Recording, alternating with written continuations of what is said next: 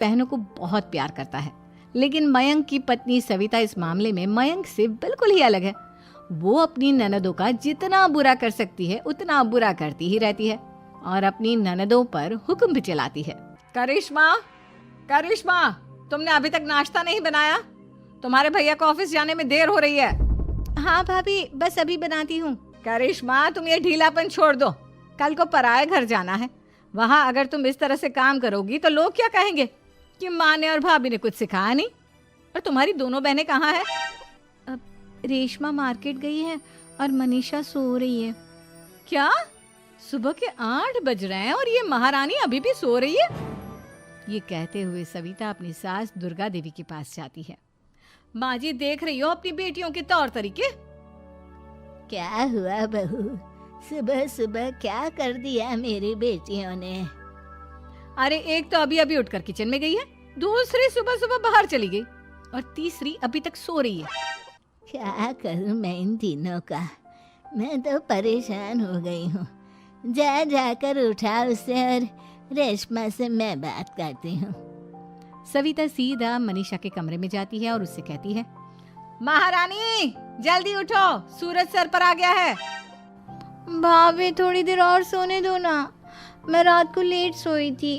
वो क्या ना, यूनिट टेस्ट चल रहे हैं। शराफत से उठती है या नहीं, या फिर पानी की भरी बाल्टी डालूं तेरे ऊपर? नहीं भाभी, मुझे बिस्तर में नहीं नहाना, उठती हूँ मैं। मनीषा जल्दी से उठकर बाथरूम में चली जाती है। सभी आराम से बैठकर नाश्ता कर रहे होते कि तभी रेशमा बाजार से हाथ में सामान लिए आ जाती है। रेशमा को देखते ही सविता उस पर बरस पड़ती है। लो, आ गई महारानी। ऐसा भी क्या सामान लाना था जो सुबह आंख मलते ही बाजार की तरफ रवाना हो गई? भाभी, कल आप ही तो चीख रही थी कि घर का सारा सामान मुझे ही लाना पड़ता है, घर में किसी को भी किसी काम से कोई लेना देना नहीं है। अब मैं बाजार जाकर सामान ले आई तो आपको इस बात से भी तकलीफ हो रही है?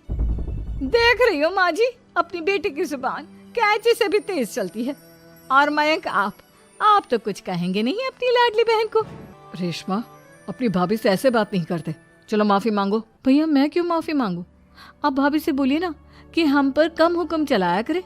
हम इस घर की बेटियां हैं और आपकी पत्नी की ननद है, नौकरानी नहीं। लो कर लो बात। इनकी भलाई के लिए कुछ भी बोलो तो इन्हें बुरा लग जाता है।